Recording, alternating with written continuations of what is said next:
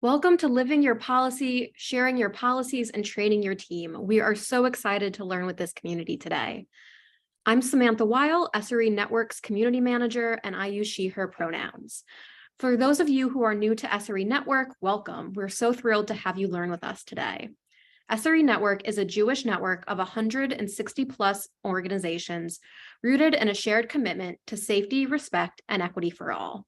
We inspire meaningful change in workplaces and communal spaces by bringing people together to address gender-based harassment, discrimination, and inequity through an intersectional lens of gender justice. Our work is focused on strategic community investments, research and learning, and community building. In this session today, which is 90 minutes, we will explore how to communicate your policies and train your staff. We'll cover developing strategies for this work, best practices, the considerations and steps for your planning process, and concrete ways to communicate your policies and educate your staff. Today's session will be recorded so those unable to join us can learn as well.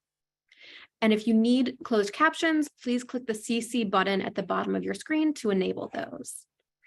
Building safe, respectful, and equitable workplaces and communal spaces is a long-term journey, and we are all learners discovering what works and doesn't, asking questions, facing challenges, and navigating this new path together. As partners on this shared journey, we ask you to help us create a brave space, to share your experience and ideas, what's worked well and what hasn't, so we can learn from our collective experiences.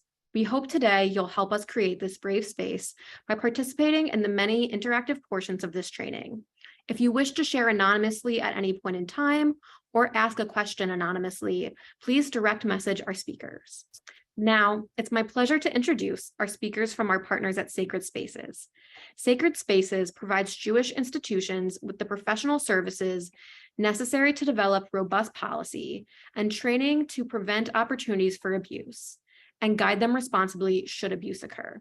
Today, we have the privilege to learn with Amee Wurzburg, the program director at Sacred Spaces, and Stephanie Gray, the Keilim program manager. Please read their full bios in the chat. And now, it's my true pleasure to pass it over to Amee and Stephanie. Thank you so much, Samantha. Hi, everyone. My name is Stephanie Gray. I use they, them pronouns. As Samantha said, I'm the Keilim program manager here at Sacred Spaces. I am calling in from occupied Osage and Cato land, also known as Arkansas. And I will let Amee introduce herself. Hi, everyone. My name is Amee Wurzburg. I use she, her pronouns. I'm the program director at Sacred Spaces, and I'm calling in from Silver Spring, Maryland. Great. I think we are ready to start the slides. Thank you so much. We can go to the next slide. All right, so just to go over the introductions of kind of what we're going to be covering today. So we're going to look at our community of practice, and this is how we kind of frame all of our trainings here at Sacred Spaces, looking at how we build and talk about organizational culture. And then we're going to go into the kind of overview of how Keilim works, what the toolkit is, how you can use it, and then go specifically into our 6th sub-module, which is living your policy, which is why we're here today, of going specifically into sharing your policy and also education and training on the policy. Next slide, please. So when we're looking at the agenda, here's some major learning objectives, and this is a really great tool that you can use when you're doing training within your own organization of really what are we trying to get out of this training and what are the goals. So one is looking at the considerations for sharing your policy and also looking at how your organization is communicating about your policy and making sure that it's actually being communicated and not just living kind of on a page. We'll also look at the importance of creating an education and learning strategy, that a lot of what we're going to be talking about today is looking at why these things should not just be a one-off sort of effort, is that there has to be a really larger plan and strategy that your organization is committed to, especially around anti-harassment and discrimination as well. And then specific strategies. I think everybody comes to workshops like these because they really want concrete tools that they can take back to their organizations. And so we're really going to be identifying specific strategies that your organizations are able to take. Next slide, please. So when looking at our community of practice, as I said before, that this is really a model that we use when we interact in all of our trainings, workshops here at Sacred Spaces and with Keilim, of really being able to bring your full self to the space and really being able to participate fully. And what does that look like? So really prioritizing the respect of everybody in the space. Of everybody comes from this with their own experiences, perspectives, identities, and making sure that we're really cognizant of when people share something, that's coming from their own experience, and also that we're not sharing ideas, experiences without other people's consent. So making sure that we're speaking from our own experience and not speaking on behalf of other people. And also looking at what is shared here stays here, and what is learned here leaves here. So if we're learning about a very specific example from an organization, that will stay in the space. But if you learned a lesson of, oh, this is a great example of how we can share our policy, you can definitely share that outside of this space. And also taking care of yourself, that in any of the work that we do here at Sacred Spaces, it's incredible. It's very critical to be able to make sure that you're doing what you need to be able to fully participate in that space. And if that means having your Zoom camera off, if that means taking notes or doodling or walking around during the call, anything that you need to do for yourself to make this presentation as accessible as possible, please go ahead and do that. And as Samantha said earlier in the call, if you have an anonymous question or some anonymous feedback that you would like to provide, please reach out via direct message here in the chat to Amee, and she'll be able to talk about that and get those questions answered. Next slide, please. So when we're thinking about the idea of organizational culture, it can often be a kind of lofty conversation and can sometimes be hard to figure out, how do we want to get to this point that we want our organization to be at, of a healthy culture that's grounded in safety, respect, and equity, that can sometimes seem too unattainable. And so if we look at these kind of 4 core ways of how we sort of achieve some of this organizational change, first is like the belief that safe spaces are possible. And I think oftentimes like that's a challenge of like recognizing that we can have sacred spaces, that is possible, that we're able to achieve that. And then the idea that we can just ground that belief that change is possible in the shared values that we have. And I think as Jewish organizations, there's such a rich tradition to be able to provide some of the framing of what are our shared values. And I think that once we have those conversations about values and the shared belief that change is possible, oftentimes when we talk about expectations, that's really where we can, like, in concrete ways, think about, here's how we can co-create what we expect from one another and what we want to have in our communities. And when we look at practices, that's really what the Keilim toolkit is about writing policy, but really codifying in your daily operations and your protocols how we actually want to live these values and expectations that we have for our community. Next slide, please. So when we're thinking about Keilim, so Keilim actually hasn't been around too long. It was launched in March of 2022, so almost less than a year we've been fully up. And so basically what the toolkit is if you go to the website that Amee just listed in the chat, you can find the full toolkit. And so it was launched in last year, which guides organizations to develop policies and procedures that create safer, more respectful, and more equitable environments. So basically, the overview of the toolkit is going through, here are different ways that you can help create your policy and really adapt language that we have provided here at Keilim and Sacred Spaces, of being able to adapt that for your own organization. And even within less than a year, we have had very great traction with the website of being able to really connect with people all over the world. And so we've had 58 countries already reached, 849 cities across the world, and over 3,500 users access the website over the last year. So we're really able to make a big impact, I think, across the world and across Jewish organizations. And anybody is able to access Keilim. It is completely free to use.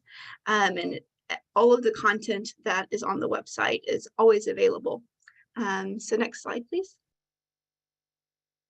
So going over a little bit of an overview of what the website looks like if you go to the Keilim modules. So we have 6 modules. Not all of them are completed, but each of the modules, so we have foundational elements, prohibited conduct, interaction guidelines, screening, organizational response, and living your policy. Today, we're only going to be specifically talking about module 6. But for the other modules, for each of them, there are considerations that are listed for each of the submodules within it. So for example, for foundational elements, the first submodule is looking at creating a Keilim committee. So within that first submodule, there are considerations to take. There is sample language that you can use to include in your policy. And then there are supporting resources that you can use to help also codify some of the language within the modules. You can go to the next slide, please. So if we're specifically looking at module 6, that we really saw a huge need of getting to this organizational culture piece. And I think that a lot of organizations are coming to us and saying, okay, we have a policy, but what do we do with it now? And so really the Living Your Policy module is really addressing some of those concerns and those needs of how are we actually bringing these policies to life. And so there are 3 submodules within the Living Your Policy module. So 1 is education and training, 2 is sharing your policy, and 3rd is review and revision. Today we'll only be talking about the first 2. But really thinking that even the best policies are going to need to be updated and adapted and reviewed to stay up to date with the needs of where the organization is and where it's going. And also even the best policy isn't effective if you're not sharing it with your community and everybody knows what's in the policy and what those shared expectations and values are. So we're again thinking, how do we make this relevant to the day-to-day operations of how our organization is running? Next slide, please. So I will be specifically talking about sharing your policy, and later on in the call, we're going to hear from Amee talking more about education and training. So here are some of the major questions when we were formulating the submodule of what are the questions an organization is going to be asking in terms of how they disseminate their policy. And so we came up with these 3 major questions. One is, when are you sharing your policy? How are you sharing your policy? And who are you sharing your policy with?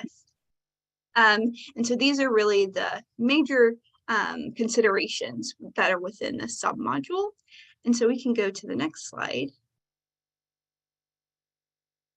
And when we're thinking about when are we sharing your policy, this is really a timing question. And so thinking about, we do have a poll of, I would like to hear of how often is your organization sharing your policy? And we have a couple of choices here, and we'd just like to hear, see where folks are sort of at right now with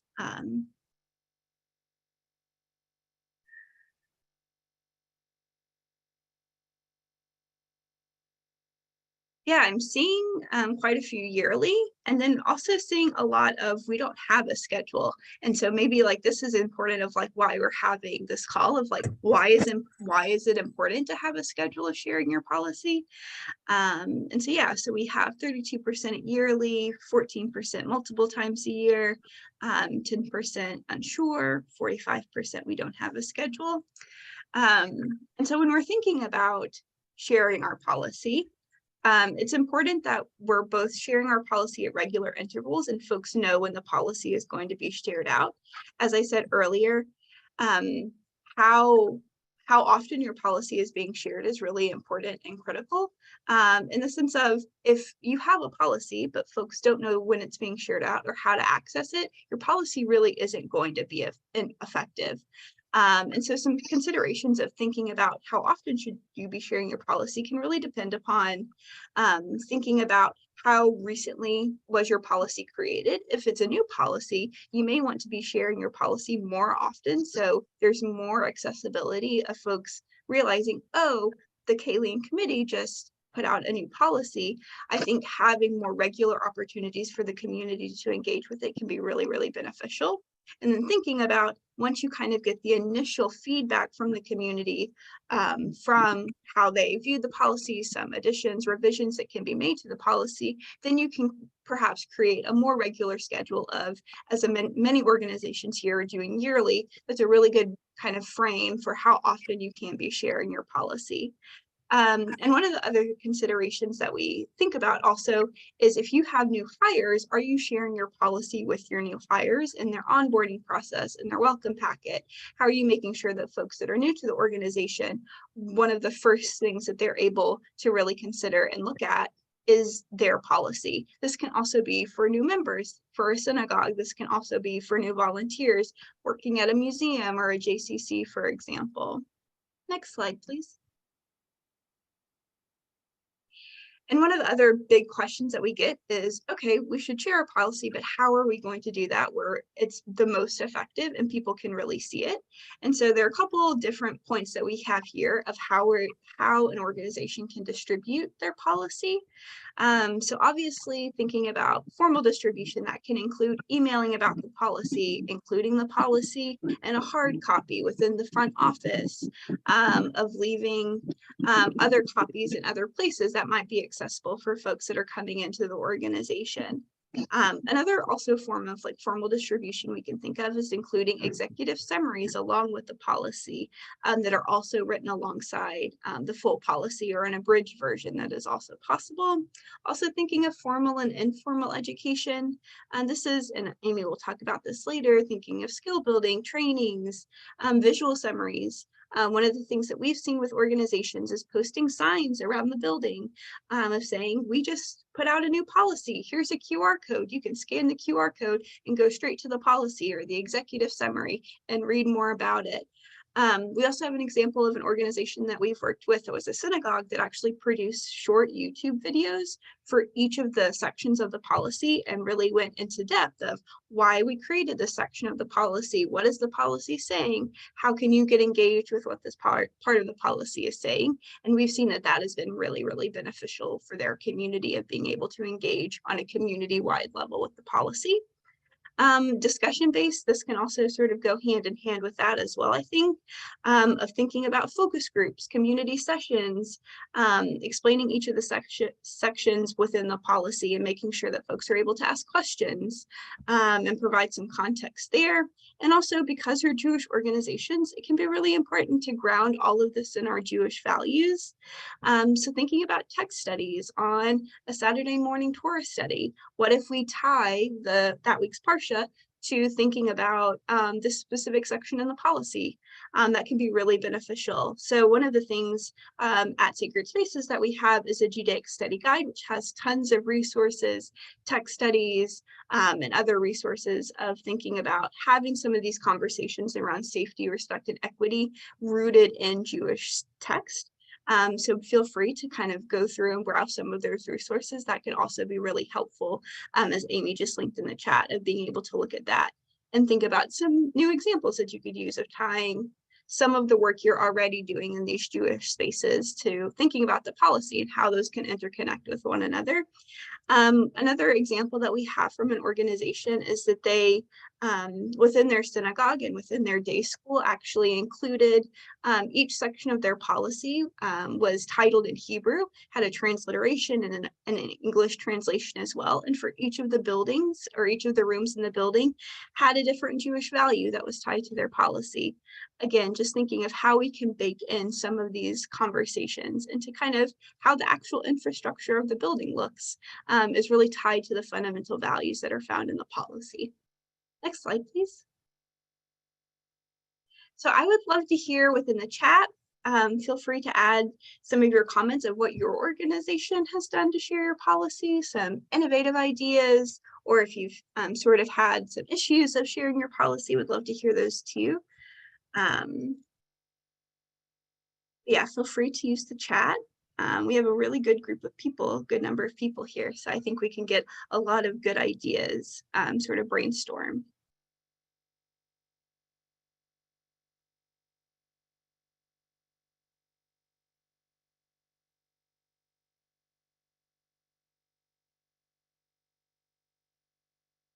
Spoke about the policy during a Yom Kippur morning sermon. That's really great. Yeah, I see that we have a good group of different types of organizations here. So I think that can be really interesting. Of a synagogue might approach this very differently than a museum or a JCC. or another nonprofit. We publicize the policy annually to the community. We include it in the registration packet for our annual conference and retreat. That's a really great idea. Onboarding annually for staff.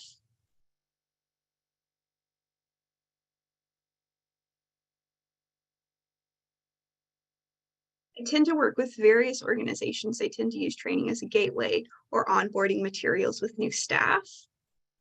Yeah, I think that this gets a lot into sort of some of the next things that we're going to be talking about. Who are you actually sharing your policy with? And I think that there's some really great ideas of thinking about staff, thinking about new hires. We do a yearly review of the policy as well. That's great. Getting into the third submodule of living your policy. It's important to do yearly reviews. Great. These are some really great responses, and I think some really great ideas. We can go ahead to the next slide. And so, yeah, this is the question of who are you sharing your policy with? And so I think a lot of folks in the chat were talking about staff. There are also lots of other groups that you can be sharing your policy with. And again, this is really going to be dependent upon what kind of organization you have and kind of how tied it is with community members, volunteers, contractors, those sorts of things. But I would love to hear of who all you're sharing your policy with. There's a poll, and you can actually choose multiple different parties. So I'd love to hear what folks, who folks are sharing your policy with.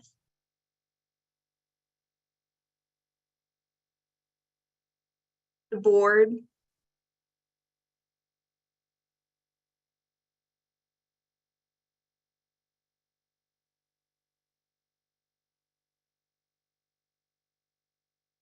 Yeah, pretty unanimous that everyone is sharing your policy with staff, which is important. A good amount with the board, some volunteers I'm seeing, non-members. There are a couple folks that have said other. If you're saying other, I would love to hear in the chat what those other groups are, because I think that could be an interesting example for some other folks and maybe other considerations. Yeah, I think that very much covered as if you have a staff, your staff needs to be reading your policy, but I think it's also thinking about who all is going to be impacted by your policy is also a really important question when thinking of who you're sharing your policy with. Members, yes, thank you, Rabbi. With our constituents, volunteers, are a vulnerable group, and sometimes organizations may not remember this. I think that that's a really important point. Thank you. Who is most directly going to be impacted by your policy? I think, as it was stated in the chat, staff is like what comes to our mind first, oftentimes board as well, but members, volunteers, folks that may be most vulnerable or mostly impacted by abuse, discrimination, harassment, sometimes are what can often be left on the margins. So when we're thinking about creating a really inclusive and transparent policy around sharing our policies, these are some questions to really consider of not just safety, but also looking at respect, equity, these lenses of how people are going to be most affected by what's in the policy. If you have a reporting structure, as we're encouraging organizations to do, anybody that comes into contact with your organization may at some point need to report an instance of abuse or harassment or discrimination. If a volunteer experiences that at, let's say, an event that your organization is doing, but they don't have access to the policy or don't know where to find it, then that actually is getting in the way of them being able to report. And that, again, if we're thinking about this kind of organizational culture piece of how are we working to live our values of wanting folks to be able to really fully participate in our spaces and feel safe in our spaces, everybody needs to know, here are the mechanisms. If there is a violation of policy, or even figuring out, was this a violation of policy? Do I even know what the policy says? Of thinking that we need to have a really expansive view of who's actually able to view the policy. And that's also thinking, though, not everybody is going to need the full policy. Some organizations that are in this call may have a policy that's 60, 70 pages. A volunteer for a couple of events with your organization may not need to know all 70 pages of your policy, but making sure that if you can create abridged versions of the policy, visual summaries of the policy that are accessible to volunteers or contractors coming in, of making sure that kind of those policy sections that are most important and most applicable to various kinds of groups are being shared. And so thinking again, as I said, are there different formats? This can also include if you're working with youth specific organizations, if you have youth volunteers, and making sure that it's accessible to them in a readable format. Oftentimes policies can kind of get stuck in a sort of legalese, so making also sure that your policy is readable and that it's readable for every sort of group that you're coming into contact with and sharing your policy with. Because again, if we're thinking about, we want an organization where we feel transparent, where we are advocating for a transparency and accountability and creating safe communities together, right? Creating a policy is not just about the people that are initially writing the policy and sharing it out. It's about hearing from the entire community and all of those that will be impacted. So making sure that you're hearing from the full spectrum of stakeholders and making sure that everybody has access to know what the policy states. We can go to the next slide, please. So these next couple slides are just some example language that we have on Keilim, and you can actually just find this language directly on Keilim.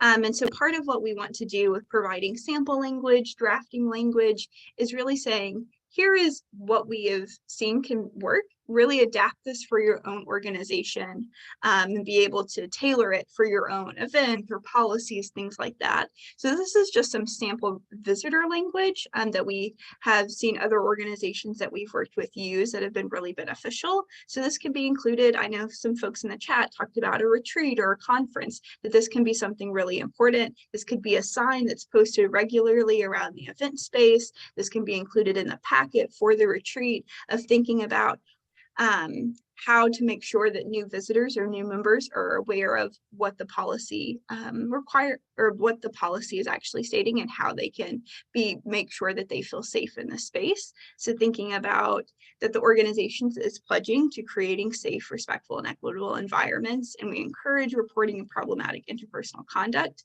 where they can find the policy. So this could be a website, this could be a hard copy, this could be a QR code, lots of different ways that we could approach of how folks would be able to access it in multiple different ways, because that can also be important. And also thinking about if there is a policy violation, who do I report to? So making sure that there's a lot of clarity in the policy as well. If somebody is coming and thinking, I need to report something, there should be very clear, concrete steps within the policy of how someone can do that. Next slide, please.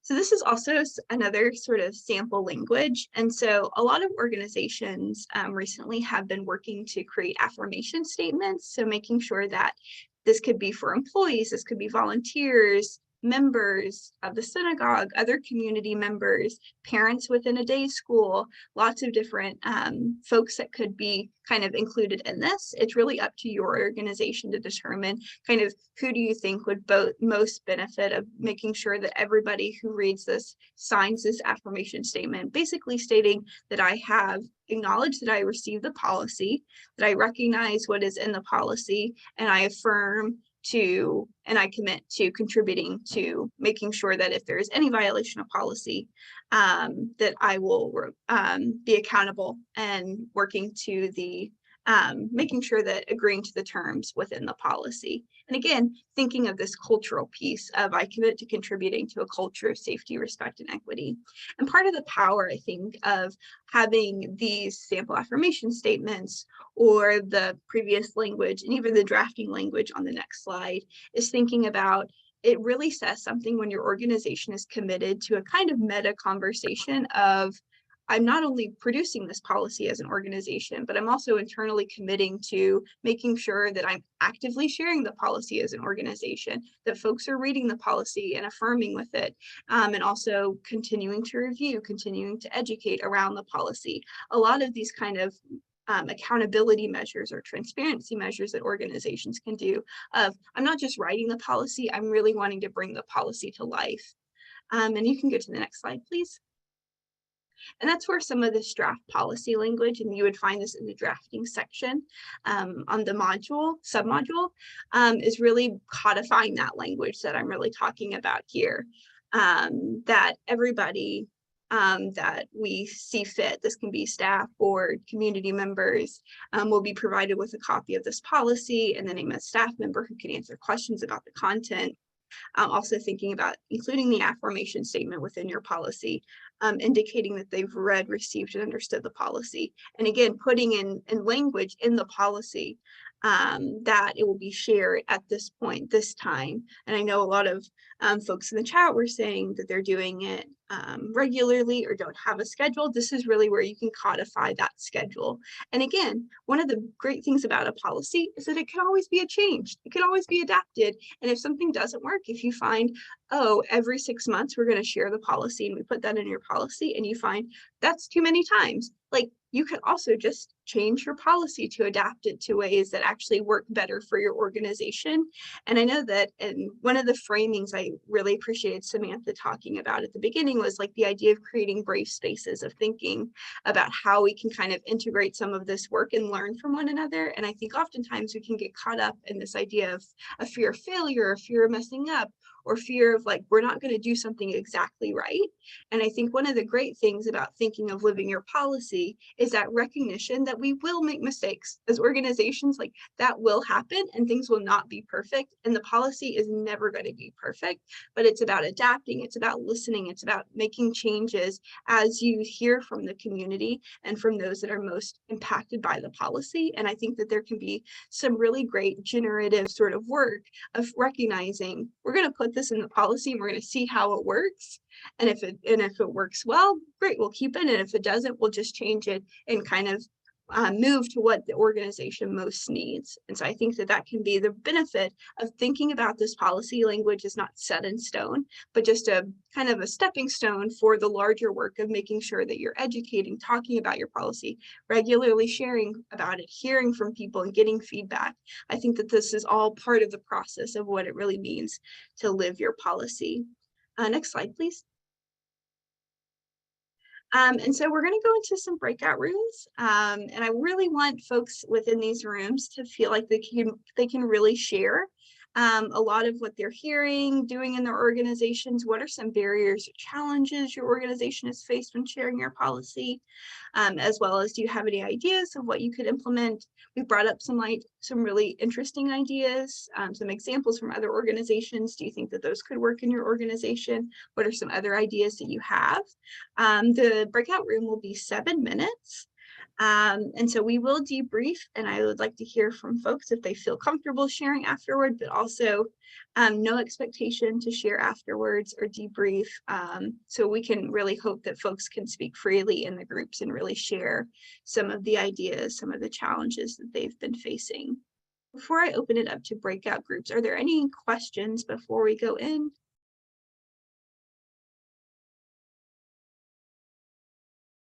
Not seeing any, so I think that we are good to go out into the breakout rooms. Julie,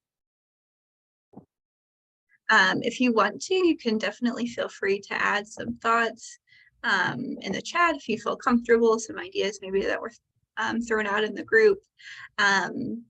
Also, just leaving this space also for some questions, if there are any kind of questions about sharing your policies, dissemination sort of ideas. I know that I kind of went through things pretty quickly, and this is like a really big step that organizations have to really consider. So feel free to ask any questions. You can come off mute, add them to the chat, and then we'll head into Amee's section on education and training, which I'm sure people have lots of questions about, because that's something that we get a lot of questions about at Sacred Spaces. And I also want to offer that if you aren't thinking about questions right now, within the slides are my email, Amy's email, and our Keilim email as well. So if you have a question after this webinar and you're like, oh, I should have asked that during the thing, but didn't think about it, you can always email me. I'm happy to answer any questions about navigating the toolkit, anything that's on it, and answering any questions, working with your organization on some of these pieces as well. I think it can be sometimes stressful, like, oh, if I don't get this opportunity now to ask a question, it will never get answered. I promise you that that is not going to happen. I'm always here to answer any questions that folks have. I'm not seeing anything in the chat. So Amee, do you feel good about kickstarting your part? Sure, fantastic. And thank you for screen sharing, Julianne. I think one more slide. One more slide. Perfect. All right, so we're now going to transition into talking about education and training. And this is one of my favorite topics. And it's also where we find we get some of the most questions, where organizations reach out to us and say, we know we should be providing information and education on our policies, but how do we do that? And how do we do that effectively? And so I want to start by sharing this quote as a frame. So as individuals, we count the days, but as leaders, we must count the years, by Rabbi Jonathan Sacks. And I really like this quote because I think it captures strategy, which is really the word I want you to keep in mind during this section. And so part of our role as leaders is about being able to zoom out and understand the bigger picture and really always having the long term in mind. And this is especially key when thinking about violence prevention work, because we know it takes effort and time to make real effective change. And so our goal is to not only count the days, but make sure we're also always having the years in mind as well. Next slide, please. So I want to start by talking about what we know, what research tells us about training for thinking about anti-harassment and discrimination. And the truth is there's not a huge body of literature, but there is enough to know the following. And this is also knowing too that the research is often measuring different things and types of training. So there's still a lot of room for growth in this field. But the truth is what we do know about looking at trainings, especially around sexual harassment, is that it's actually not always very encouraging when pointing to training as a methodology. And so what this means though, is it can really help us create more effective strategies for when we do train. So let's look at what the research tells us. So we know that that training alone is often not effective for behavior change. So if we want to actually change how people treat one another, a training in itself is not going to have that effect. What we also know is that a lot of trainings focusing on anti-harassment and discrimination don't address inequalities and power dynamics. And what we know from the research is when this is left out, it makes training less effective. And that's because it's not exploring the root causes of why harassment and discrimination happens. And so it's really important when we are doing training that we're talking about things like structural factors, oppression, inequalities, and power dynamics. We also know that training can help increase knowledge and reporting. And this is especially true if it's followed up with other steps. And so this is a really promising sign of when can we use training and when might it be more effective. And we also know that training on its own does not have a significant impact on attitudes. And so we know that changing attitudes and beliefs is really challenging. And that it's often, very deeply ingrained in our culture and our society. And so one training is not going to necessarily change how people view something, even though it can play a role potentially in questioning certain attitudes. And so what this means is that we really need to make sure that we're relying on the best evidence possible to make our education and training effective. Because otherwise we're really risking things like wasting resources, having potential backlash or even unintended consequences. So that could be things like increased resistance to future training. And it also means that we aren't doing what's best for our workplaces and for people who experience sexual harassment and discrimination. And so that's why I really want this next section to be focused on thinking about how do we root our strategies in what the research says, which is not that training is ineffective, but that it needs to be part of a holistic strategy to serve its purpose. And we need to be really thoughtful and intentional when we decide to use training as our methodology. Next slide, please. So I want to give an overview of kind of what we're going to cover. And then we're going to dive in and we're going to do a lot of scenarios and a lot of conversation in the chat for this section. So first, we're going to talk about why do we need an education plan?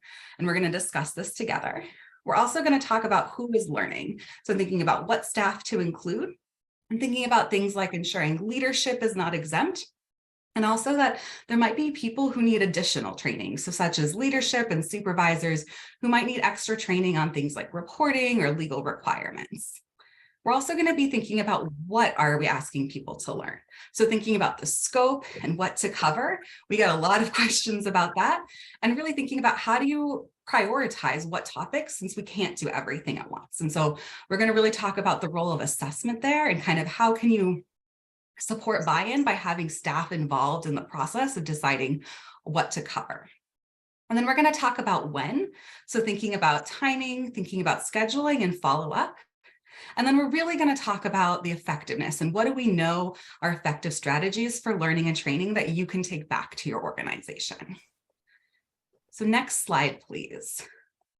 So I would love for folks to share in the chat if you could share, why do organizations need an educational strategy to prevent and respond to workplace harassment and discrimination? So if someone's feeling particularly brave and wants to come off mute, please feel free, but also I would love to see as many thoughts as possible in the chat.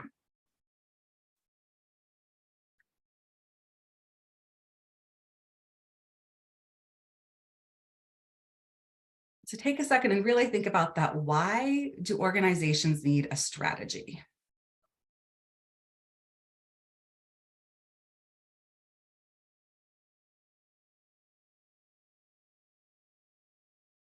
I am seeing Rebecca raising your hand. Would you like to come off mute and share? Yeah, I was going to say what I think Rachel's putting in the chat, but it seems to me, I mean, based on what you all shared, which is that sort of like piecemeal efforts, like training here, training there, are actually really not that effective in impacting organizational culture, and that you need a holistic strategy that has multiple interventions at multiple stages to really take a holistic approach.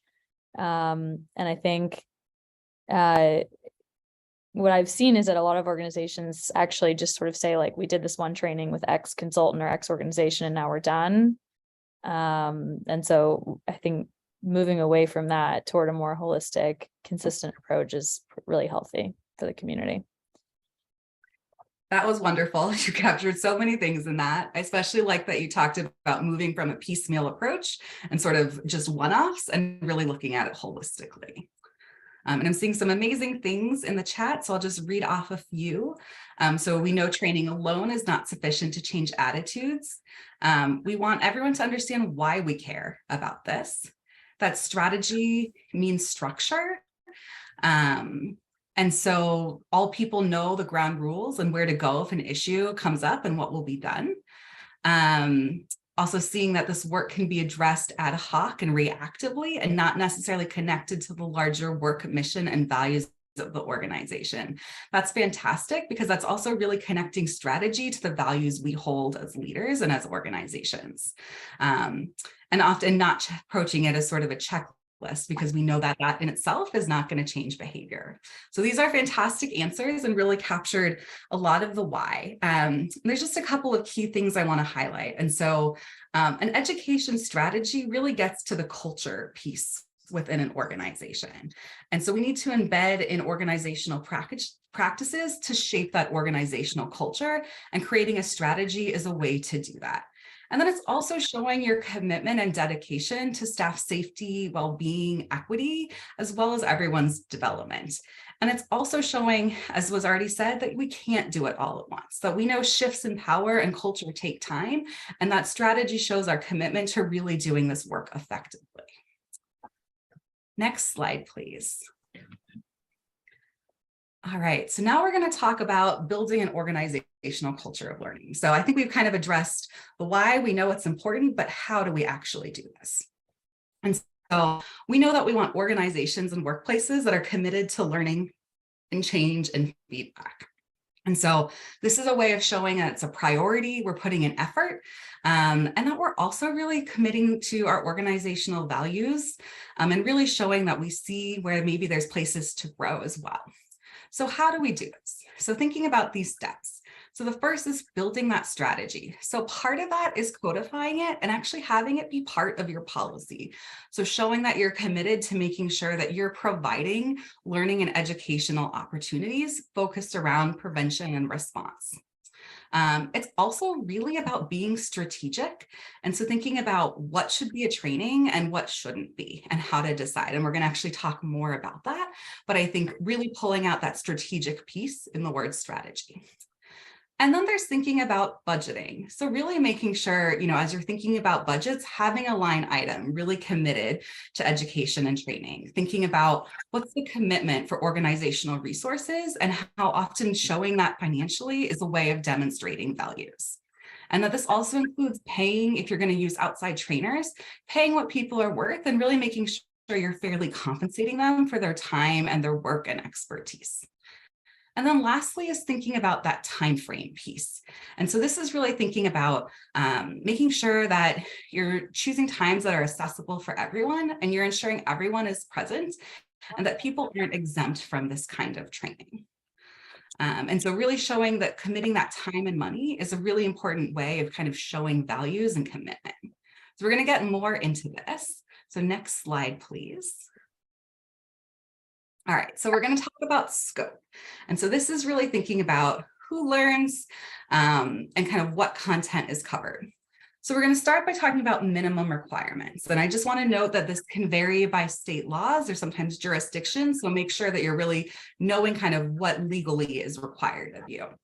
But so at minimum, what you want to make sure you're providing education on is really the basics. So what the policy is, what it covers, where to find it, and how to report. And so these are really just the basics. And so making sure, and you'll notice that these are all kind of knowledge-based.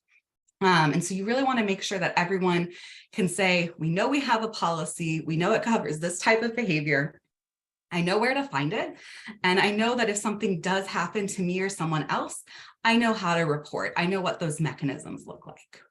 And it's also really important to note that you also want to reinforce this information. And so often when we learn something once, we don't always remember it.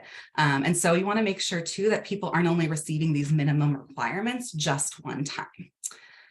But so we also know those are the minimum requirements and that we really want to go beyond that because we really want to look at what's going to be most effective. And so that is really going above and looking at how do we do things like address and discuss root causes. We want to look at organizational culture, and we also want to provide people with skills to recognize and interrupt harm, which folks might have also heard as bystander intervention. And so these are things that start to get to more of those root causes of why abuse might happen and how to address it. And so we're going to talk a little bit more about these things. But so I would like, let's see, we're going to share a resource in the chat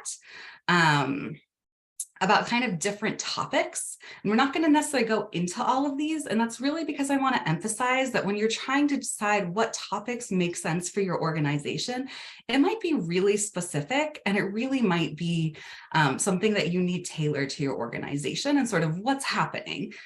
So for example, this is really where assessment is helpful. So thinking maybe you survey staff or you ask staff in one-on-ones what are topics they want training on or where they're seeing things or where they feel there might be gaps. Because we can't cover everything. And we know that's also where the strategy piece is we're not going to do this all in one educational opportunity, you know, or even in 1 year. We really want to be thinking holistically over a longer time. You also want to make sure that it's really fitting the needs of your organization. So some examples of topics that could be covered could be things like how to have difficult conversations, how to give and receive feedback, learning about microaggressions and how to recognize and respond to them, thinking about bystander practices, thinking about what is implicit bias and how might it show up in our practices. For folks who are doing hiring, really learning what are best practices for equitable hiring, and things like recognizing and promoting fairness for supervisors. So those are just some examples of what content you might want to be covering, but it's really going to be specific for your organization and your needs and that specific time. That's actually one thing we know that's also really important about effectiveness is that it's really tailored to the folks that it's intended for. And we're going to talk a little bit more about that. Next slide, please.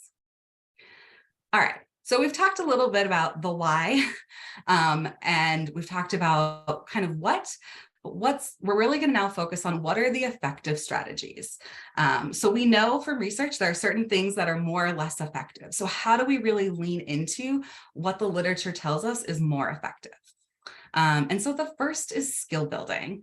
And I was going to ask for a definition, but we've got the definition here. So I'm just going to read this out loud, which is a training technique that provides specific and clear guidance on how to do something, as well as opportunities to practice and receive feedback. It goes beyond simply telling people what not to do or even what to do.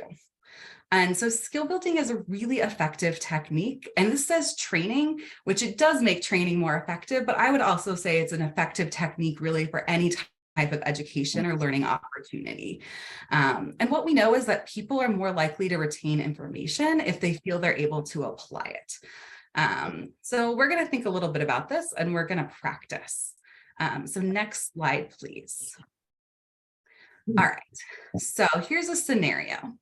You are designing a training for managers on how to respond to disclosures of experiencing harassment and discrimination and their reporting obligations.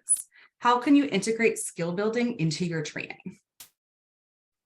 So feel free to come off mute or put in the chat of what you might do if you have decided that it's going to be a training and you know you want to put skill building in there. Seeing role playing, that's great. Thank you for adding that in.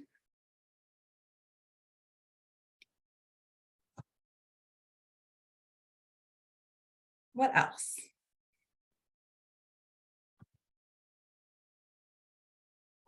Case studies, fantastic. So role playing is giving people an opportunity to practice. So for example, that could be a manager and one of the people that they supervise having a conversation. There's a scenario there, and then practicing actually how they might respond to a disclosure. And then a case study could be a conversation kind of like this, of really looking at something and being able to pull out maybe what someone did really well, maybe areas where they could strengthen their response. And so a couple of other things that's really important with skill building is so you don't want to jump straight into a role play or a scenario because you want to make sure people have the content so they can apply it. So thinking about for this particular training, it's on responding to disclosures. So you want to give people the knowledge about here's things to do and here's things not to do, and here's your role, and then letting them kind of build up to practicing it. And then the other piece that's really important is getting feedback, because we're not always going to be good or perfect at things the first time we do something. And so it's really important that as you're building in skill building, people are getting the opportunities to get feedback and practice and improve. Yes, and I'm seeing also considering different options on how to respond and discussing why each works, does not work. This is great. This is a lot more interactive than just being told, here's what your role is, here's what you should do and not do, that's it.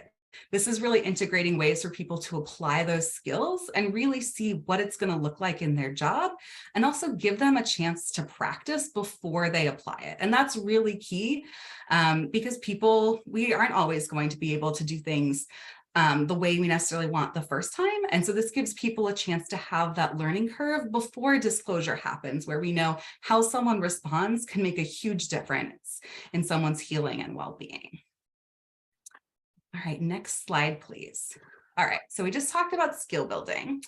And now we're going to talk about another strategy, which is diversifying your learning opportunities. And so what this really means, and if you take something away, please try to keep this in mind, is that it's not always going to be a training. And so, when people come to me often saying, I want a training, I really want to have that conversation of, let's dig deeper. Why do you want a training? What's the issue here? Because training really has a specific role, and we want to make sure we use it well. And there can be an over-reliance on training, I think, just in general in our world, but especially in the field of violence prevention. So I always like to start by asking, what needs to be a training and what doesn't? And so trainings are about building knowledge and skills. And I say that with a caveat of sometimes I don't even think it's always about that knowledge piece, because I think we can also give knowledge in lots of different ways that maybe doesn't just include a lecture or a presentation portion. And so we're actually going to talk a little bit more about that. But so I think really thinking, what is the knowledge that people might need to be able to practice and build skills? So really having the connection between those two things, and really thinking that there's lots of ways to share knowledge. And so how do you maximize that time when you're in person or together on Zoom and really connect those two? And then the other thing is really thinking with, should this be a training, is a training isn't going to fix problems that require different solutions. So for example, if it's an issue that's not really about knowledge or skills, training is not going to address the issue.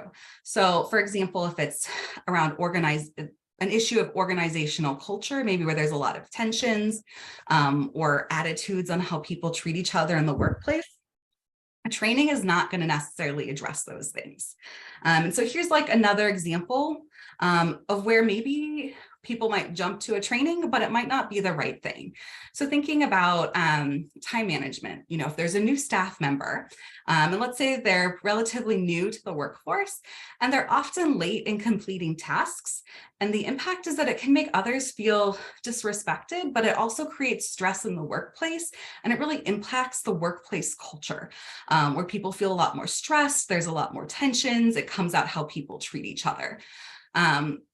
So if someone came to me with this and said, I want a training to address this, I would say, should this be a training? Let's dig a little bit deeper. Because there could be lots of things behind this issue. So for example, perhaps this person needs some accommodations to be able to best do their work.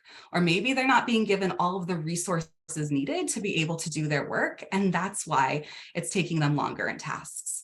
Or maybe that the timeframes are just too short for someone, or maybe their workload is too much, or they're working on too many projects all at once. There's so many things that could be impacting this. So you could do a training for the entire staff on time management skills and thinking about respect and things like that. But the truth is you don't really understand the issue here. It doesn't seem widespread, and so training is probably not the right solution. So you really want to be strategic.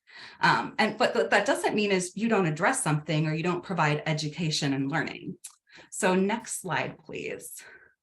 So I would love for us to do a brainstorm and feel like we can get as much as possible in the chat here of what are types of education and learning that are not a training.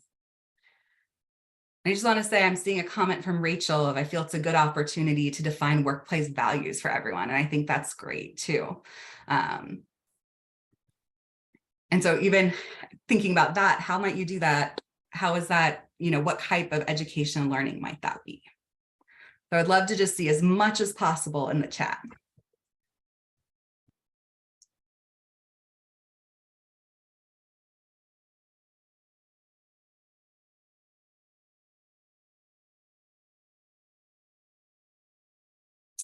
This is great. I'm seeing coaching, supervision, mentorship, videos, reading.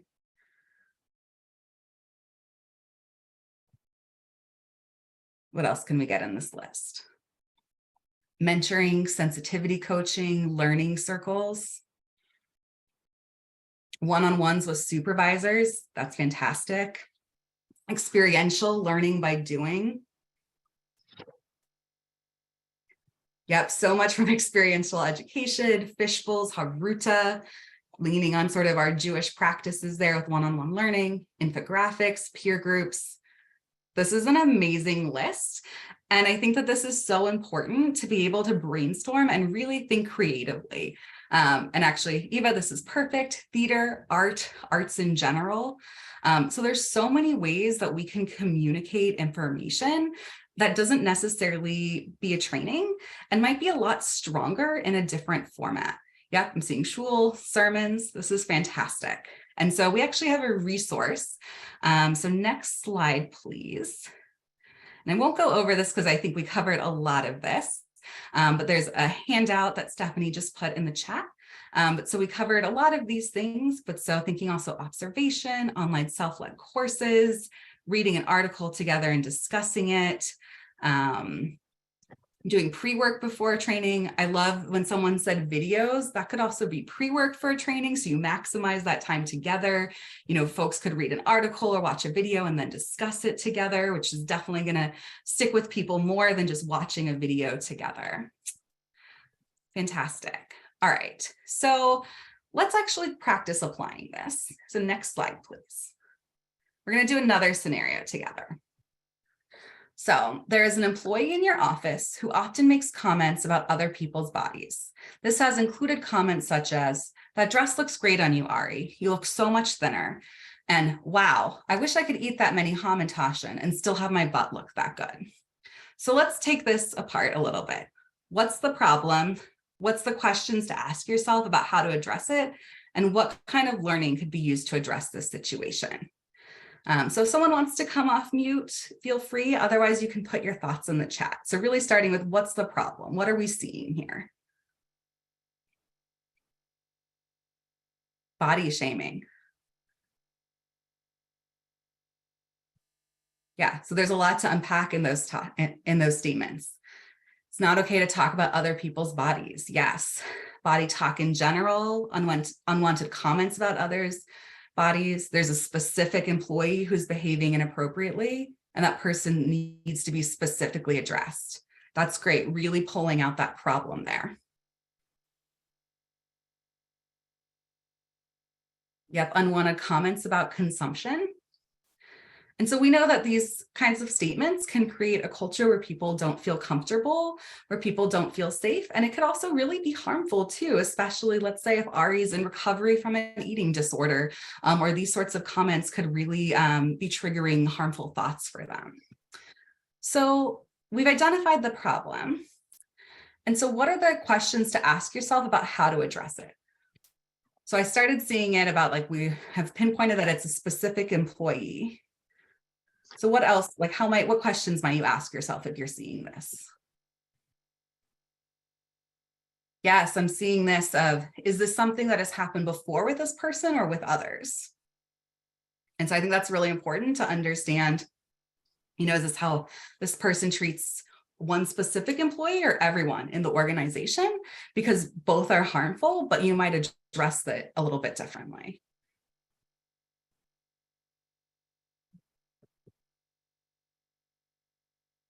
Anything else folks might ask about how they would address it? This is great. What is this person's intent? Do they understand how the comments are affecting others? Thinking about intent versus impact. I love those two because that really might change how you address it. You still need to address it. It's clearly a problem, but that might shape how you're approaching it. And then I also think this is great. What are formats this employee has received feedback best? So really thinking, how is this person going to hear this feedback? And then have other people make comments like this. Has this been addressed by the organization, if at all? So really trying to understand, is this an issue with one person? Is this widespread? How does this impact the culture? All right, so we've thought about what the problem is. We've thought about what questions to ask yourself. So now we know that we need to do something. There needs to be some type of learning and education around this, but what might that be? So I would love to hear what are kind of types of learning that people might put in here.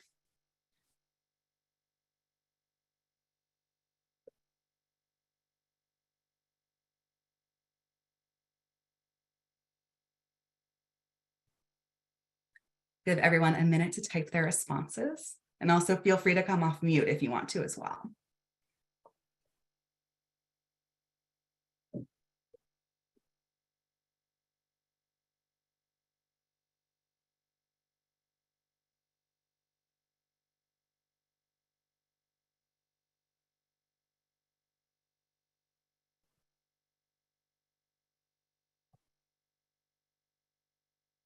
Yes, so I'm getting a comment about looking at the power dynamics here around who says it. I think that's really, really important because this scenario could look lots of different ways based on different identities. And I think that's a really important piece to unpack with this scenario of really trying to understand what are all of the complex dynamics here and identifying who has power and what is it looking like and how might you address it.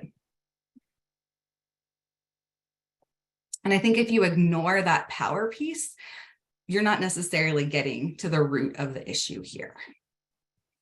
Yeah, I can see, I'm the one who sent the comment. So I'm just thinking a lot about the nature of power dynamics in organizations and how interventions as well as preventative strategies are so deeply determined by where the sort of problem is coming from. And I'm really curious, like I've seen this happen in things like this happen in multiple organizations and involving different power dynamics. And I will say that when it comes from the top, it is a lot harder to address it. And I'm curious where folks have felt like that there is just sort of lip service versus actual repair and actual implementable. And one of my colleagues in the breakout group just said sort of digestible strategy. Love that question. I would love to pose that to the group. Yeah.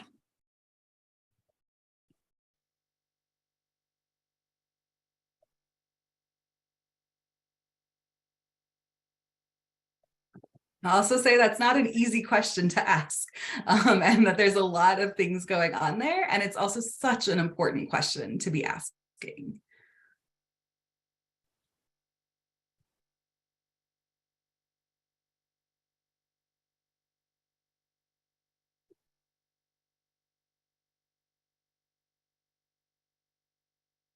So one thing I can say when thinking about that and sort of the power dynamics of, I think it would look really different if it's top leadership versus someone else. And I think especially how an organization might address it, because you would need someone, I think, if it's coming from the very top, to be able to have those conversations. And that's also part of why it's really important to have a policy that no one is exempt from, and also have kind of clear mechanisms of who people can go to for support, regardless of who that harm might be coming from.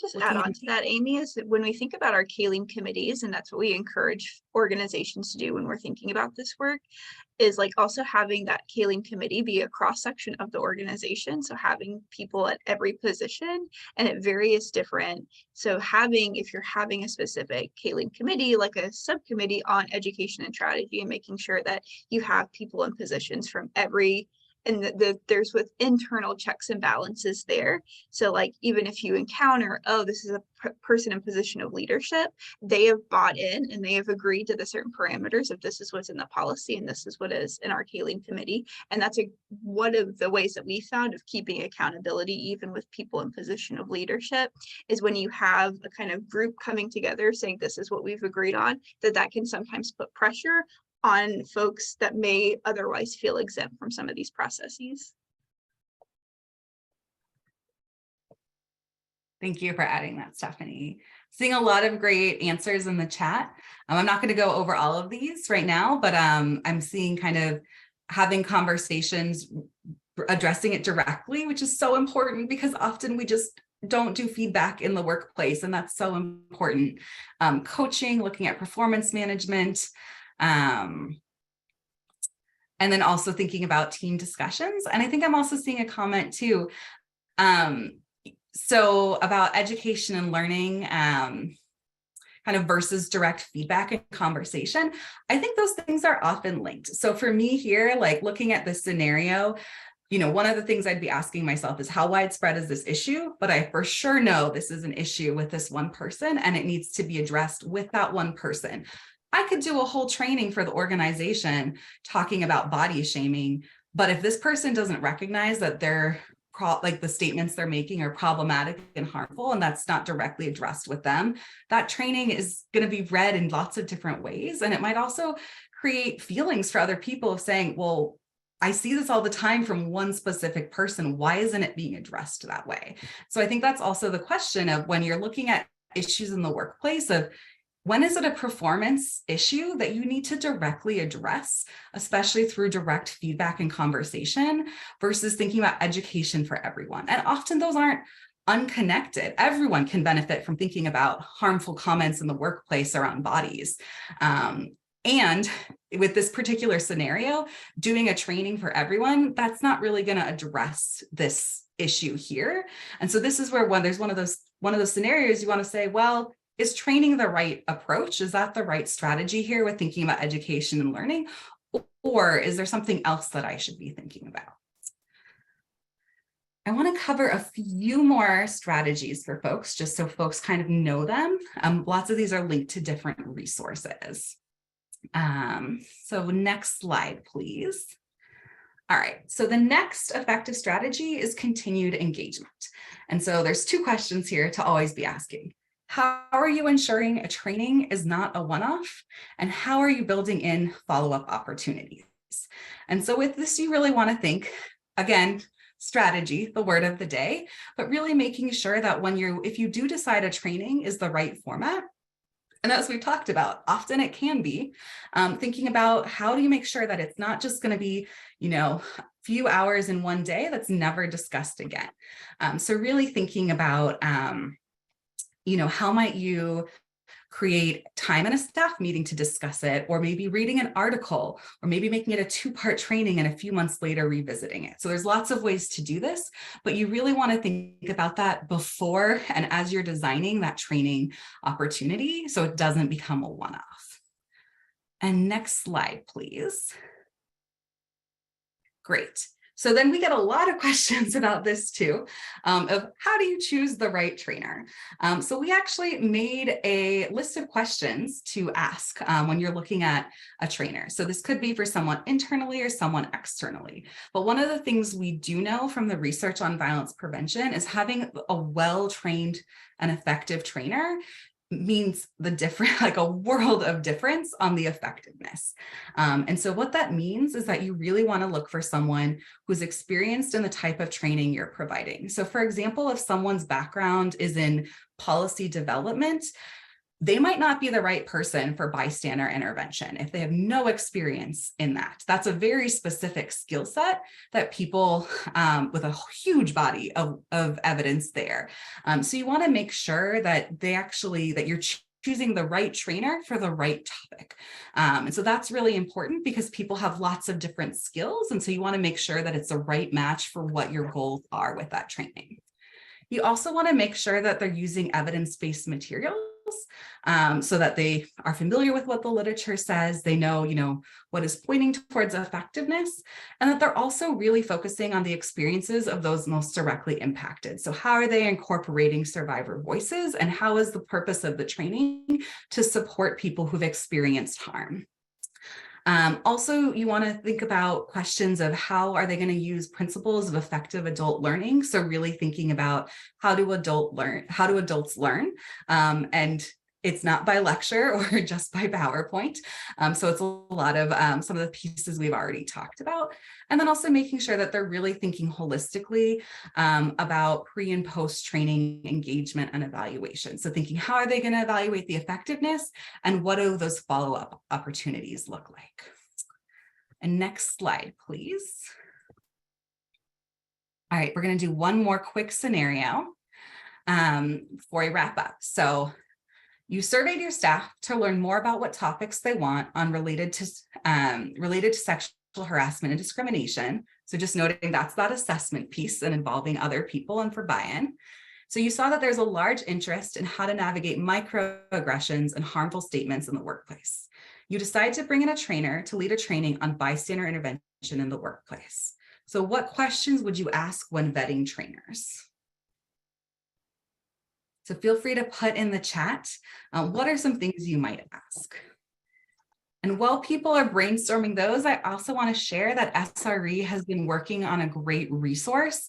That's a list of consultants and trainers that different organizations have used. And that's actually another really key thing of choosing good trainers, is choosing folks that other people have recommended and can say, we use them for this training on this topic and they did a great job. Or if we were to do it again, maybe we'd ask them to approach it this way. That's something that you could be thinking about too.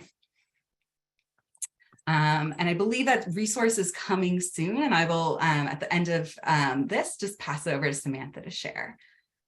And then I just want to share one last effective strategy. So next slide, please. And so thinking about interactive, engaging, and varied teaching methods.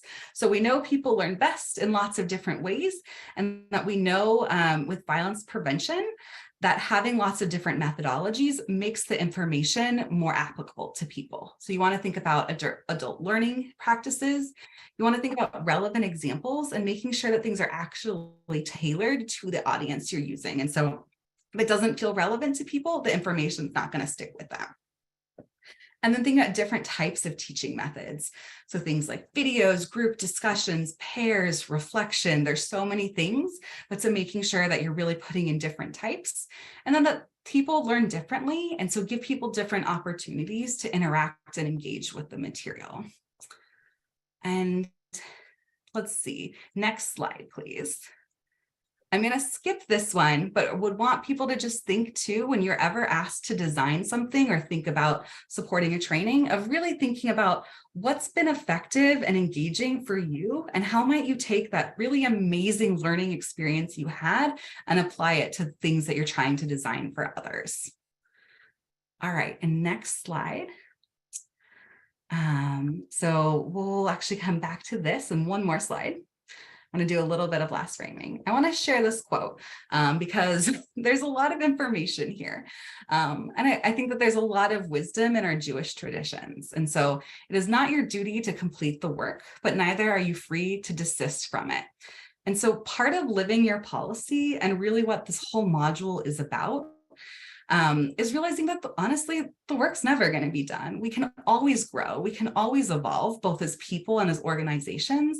And it's about taking those steps and living our values towards creating safer, more respectful, and more equitable workplaces. And so I think we'll do one last very quick activity and then pass it back to SRE. I believe we'll be putting on the whiteboard feature on Zoom.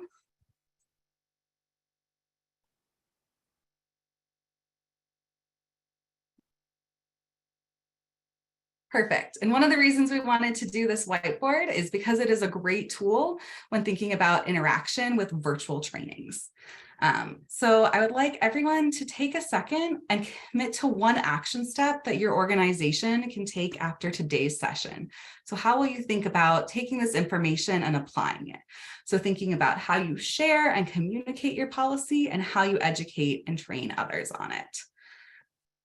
And so people should be able to write on here, and just feel free to write. Yep, I'm seeing people putting lots of great things. So creating a training schedule, education plan, YouTube, I'm seeing YouTube videos, formalizing processes. I love that. That's wonderful.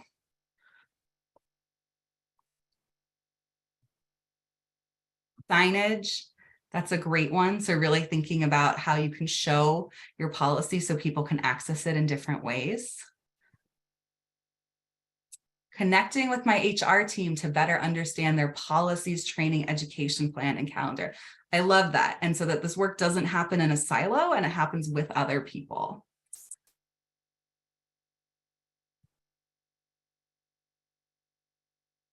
These are great. Let's see. Finally getting a board training on the calendar. I love that one. And I love on the calendar because the calendar also still implies a strategy because you're looking over the course of a year. I'm seeing lots of +1 for creating a training schedule and education plan. A few more, create an annual schedule for sharing our policy. I love that. All right, we can take down this and we can share out some of these, and please feel free to keep putting in the chat to really make a commitment for an action step you're going to do. And I will pass it back to Samantha. Well, thank you so much for joining us to learn today. I feel like the last 90 minutes just flew by. A special thanks to Amee and Stephanie for sharing their wisdom and expertise with us, and everyone who really participated in sharing ideas and experiences and questions today. I know I'm walking away with so many ideas and just food for thought to process about what's next. We'll be sending out the follow-up materials in the next few days, which will include the recordings, the Keilim policy toolkit, all of the different resources that we referenced today, and the new resource from SRE with the list of consultants and trainers that our member organizations have worked with and have had good experiences with. Your feedback is really important to us every time you join us for a program. So we'd love to take a quick eval poll, which should take less than a minute. We're going to launch a Zoom poll on the screen for you to take.